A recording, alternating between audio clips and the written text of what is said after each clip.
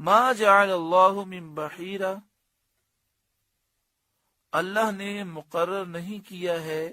بحیرہ کو، ولا صائبہ، اور نہ ہی صائبہ کو مقرر کیا ہے، ولا وصیلہ، اور نہ ہی وصیلہ جانور کو مقرر کیا ہے، ولا حامن،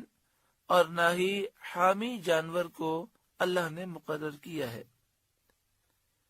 وَلَكِنَّ الَّذِينَ كَفَرُوا يَفْتَرُونَ عَلَى اللَّهِ الْكَذِبَ،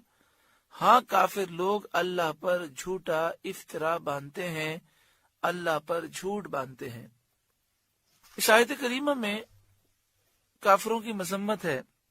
جو حلال کو اپنی مرضی سے حرام کہتے ہیں۔ ابھی ذکر ہوا کہ جس چیز کو اللہ اور اس کے رسول نے حرام قرار دیا، ناجائز قرار دیا، ناپاک قرار دیا، وہ چیز ناپاک ہے، ناجائز ہے، حرام ہے۔ اس کے علاوہ تمام معاملات، تمام کام، تمام چیزیں وہ حلال ہیں، جائز ہیں، پاک ہیں۔ اب یہ کہنا کہ یہ اگر جائز ہے تو اس کی دلیل بیان کرو، کہیں لکھا ہوا ہو کہ یہ کرنا جائز ہے، اگر یہ نہ ملا تو یہ حرام ہو جائے گا، اور اسے حرام سمجھنا یہ اللہ تعالیٰ پر جھوٹ باندھنا ہے، کیونکہ حرام وہی ہے جسے اللہ اور اس کے رسول نے حرام قرار دیا، اور جسے اللہ اور اس کے رسول نے حرام قرار نہیں دیا وہ حلال ہے، وہ مباح ہے۔ تو یہاں پر کافروں کی مذمت کی گئی۔ ان کا دستور یہ تھا کہ وہ اپنی مرضی سے کچھ جانوروں کو حرام کہتے تھے، حالانکہ وہ جانور حلال ہیں۔ زمانہ جاہلیت میں کفار کا یہ دستور تھا کہ جو اونٹنی 5 مرتبہ بچے جنتی اور آخری مرتبہ اس کے یہاں نر ہوتا، یعنی وہ اونٹنی جس کے یہاں 5 بچوں کی ولادت ہوئی اور 5واں بچہ اونٹ ہوتا، نر ہوتا، تو وہ اس اونٹنی کا کان چیر دیتے اور اسے کہتے یہ بحیرہ ہے، نہ تو اس پر سواری کرتے، نہ اس کو ذبح کرتے۔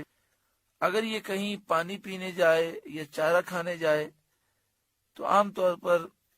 انسان اپنے پانی کی حفاظت کرتا ہے، وہ ہر وقت جانور کو پانی نہیں پینے دیتا، چارہ نہیں کھانے دیتا، لیکن اس کے متعلق کہتے کہ اس کو پانی سے روکنا اور چارے سے روکنا یہ بھی حرام ہے، اس کو بحیرہ کہتے۔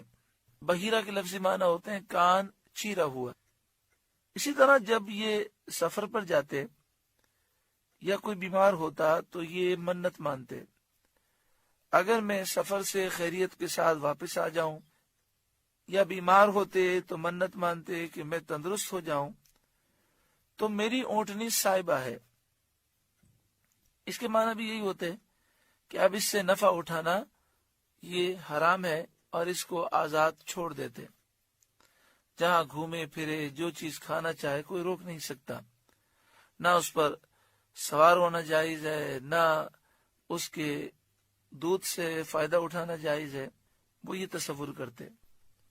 اسی طرح اسے ذبح کر کے کھانا بھی یہ حرام سمجھتے۔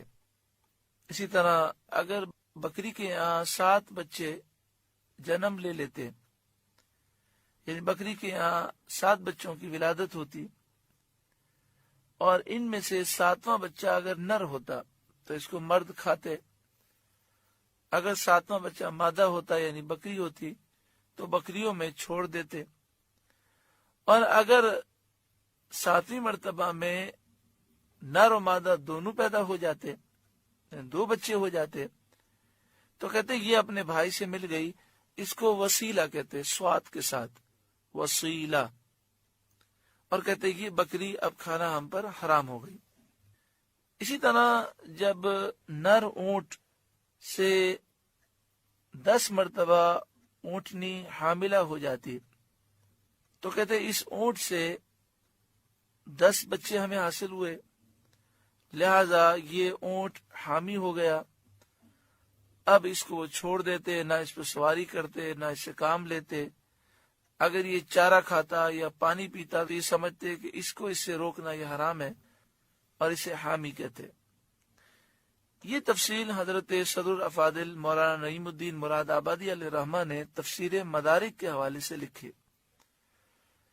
آگے آپ لکھتے ہیں بخاری و مسلم کی حدیث میں ہے کہ بحیرہ وہ ہے جس کا دودھ بتوں کے لیے روکتے تھے، کوئی اس جانور کا دودھ نہ نکالتا تھا، اور صاحبہ وہ جس کو اپنے بتوں کے لیے چھوڑ دیتے تھے، کوئی ان سے کام نہ لیتا تھا۔ یہ رسمیں زمانے جاہلیت سے ابتدائے عہد اسلام تک چلی آ رہی تھیں۔ اس آیت میں ان کا رد فرمایا گیا۔ ما جعل اللہ من بحیرہ، اللہ نے نہیں مقرر فرمایا بحیرہ کو، ولا سائبہ، اور نہ ہی سائبہ جانور کو، ولا وسیلہ، اور نہ ہی وسیلہ جانور کو، ولا حامن، اور نہ ہی حامی جانور کو، ولیکن الذین کفروا یفترون علی اللہ الکذب، ہاں کافر لوگ اللہ پر جھوٹا افترا باندھتے ہیں، وَأَكْثَرُهُمْ لَا يَعْقِلُونَ، اور ان میں سے اکثر بے عقل ہیں۔ کیونکہ اللہ تعالیٰ نے ان جانوروں کو حرام نہیں کیا اور یہ کہتے ہیں کہ اللہ نے حرام کیا، تو یہ واقعی بے عقل ہیں،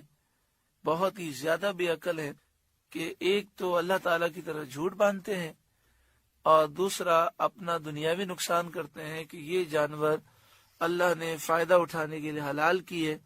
اپنی مرضی سے وہ اسے حرام کہتے ہیں۔ وَإِذَا قِيلَ لَهُمْ تَعَالَوْا إِلَى مَا أَنزَلَ اللَّهُ وَإِلَى الرَّسُولِ، اور جب ان سے کہا جائے آؤ اس طرف جو اللہ نے اتارا اور رسول کی طرف آؤ، یعنی اللہ اور رسول کے حکم کو مانو اور سمجھ لو کہ یہ چیزیں حرام نہیں ہیں۔ قالوا حسبنا ما وجدنا علیہ آباءنا، تو کہتے ہیں ہمیں وہ کافی ہے جس پر ہم نے اپنے باپ دادا کو پایا، جو طریقہ ہم نے باپ داداؤں سے پایا ہے وہ ہمیں کافی ہے۔ اولو کان آباؤہم لا یعلمون شیئا ولا یہتدون، کیا اگرچہ ان کے باپ دادا نہ کچھ جانے نہ سیدھے راستے پر ہوں، یعنی باپ دادا کا اتباع اور ان کی پیروی اس وقت صحیح ہوتی ہے جب وہ اہل علم ہوں اور سیدھی راہ پر ہوں، نیک صالح ہوں، تو باپ داداؤں کی پیروی کرنی چاہیے۔ لیکن جب باپ دادا گمراہ ہوں اور جاہل ہوں اور شریعت کے خلاف کام کرتے ہوں تو ان کی پیروی ہرگز نہیں کرنی چاہیے۔